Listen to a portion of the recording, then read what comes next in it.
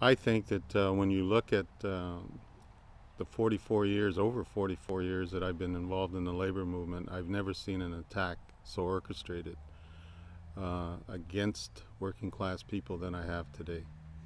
I refer to it as the cancer in the 21st century on the working class and the middle class.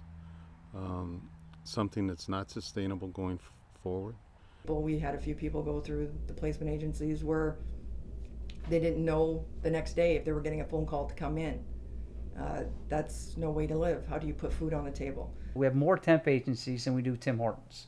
And I don't drink coffee, but I can imagine you can walk any way 2 blocks and hit a Tim Hortons in the city of Windsor. To think there's more temp agencies and they're making money off the backs of workers and their ability to go to work was really bothersome. The thing that sticks in my mind with these temp agencies is they provide people with false hope. This poison where companies are making money off the backs of workers and not allowing them to be able to get any kind of security, any kind of benefits, and basically working at minimum wage. Some of these people are working at 3, 4, 5 temp agencies, working 60 hours a week, and it's horror story after horror story after horror story. They called me on the Friday night. My last 2 weeks were going to be on midnight, so I assumed when I seen the agency on the phone that they were calling me to schedule my interview with the employer, only to find out that she indicated to me that my services were no longer needed. I was devastated when I questioned, why they were letting me go. The only thing she could tell me was that the employer had notified them that they did a future forecast of the headcount for the number of people that they would be needing to run their operations, and that my head was not included in the count. The regime is all about, if you point out something that's a safety issue, there's not supposed to be any reprisals. But with the temp agency, it occurred to us, how do you tell what a reprisal is? And in this case, he felt he was being subject to reprisal because he wasn't getting called back for anything, including this work. I've had, I want to say, 5 different jobs through the agencies, and the outcome all became the same. So you got not only a two-tiered workplace in terms of wages, but also in that social milieu where you don't fit in with the other workers. They don't really want to fit in with you because you're not going to be there for that much longer. There would even be a 2-tier safety regime because the guys knew that are long-term in that particular workplace. There might have been a sense of kind of looking out for each other, but not with the temp agency workers. It was every man for themselves. And with precarious work and contract work, whatever name you want to put on it, it always means that there's no sustainability at the end of the day. So when you look to the future, what is our future going to be like? What are our kids and grandkids going to have in their particular life to look forward to if all of their work is always tied on the whole question of, do I have a job today? This particular employer had approached me 2 or 3 weeks into working for them as a temp and asked me if I would like to be trained to run the operations like their full-time employees. I was excited about it, so I decided to take on that chance, thinking at the end of this I would, come out with a full-time job. I had a few other temps approach me that had been there for a longer period of time that were not pleased with me because the employer had chosen me over them. But that was a decision that I had no control over. And I was told in the process, getting closer to my time, that I would be notified by the agency that I would have to go through a final interview with the employer.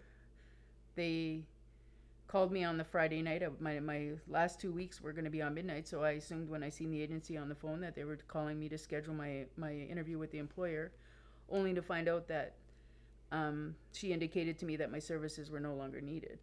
What keeps me going is the thought that what we need is for workers to come to a place where we view ourselves as just that, workers. And it's not we who put the divisions between us, but the economic system. I had a few other situations with workplaces through different temp agencies. I left the one, I thought I'd try another one thinking I'd have better hope there. The outcome became the same. Why don't we target the temp agency workers and see if there's something we can do?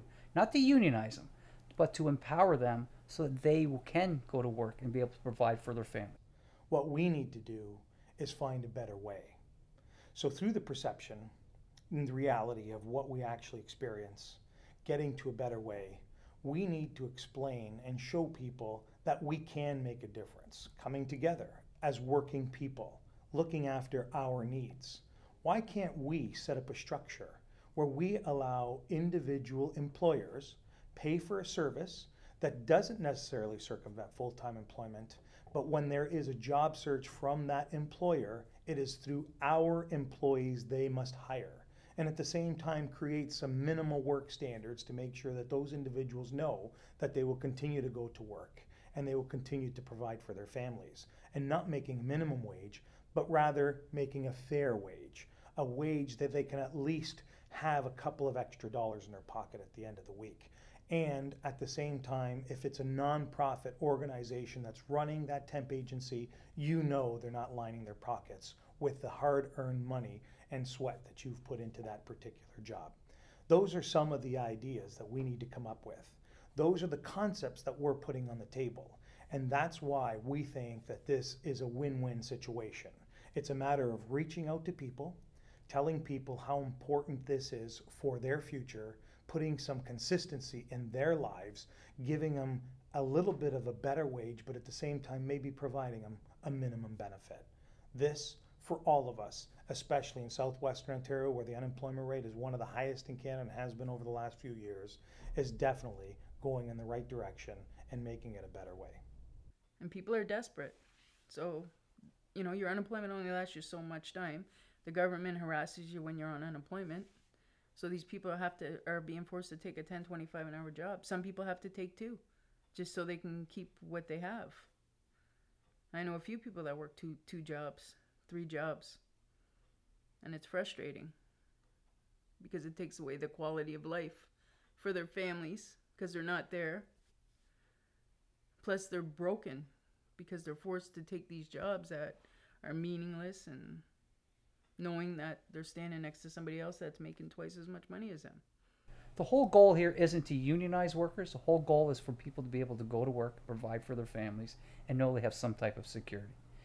But they're looked down upon in these workplaces.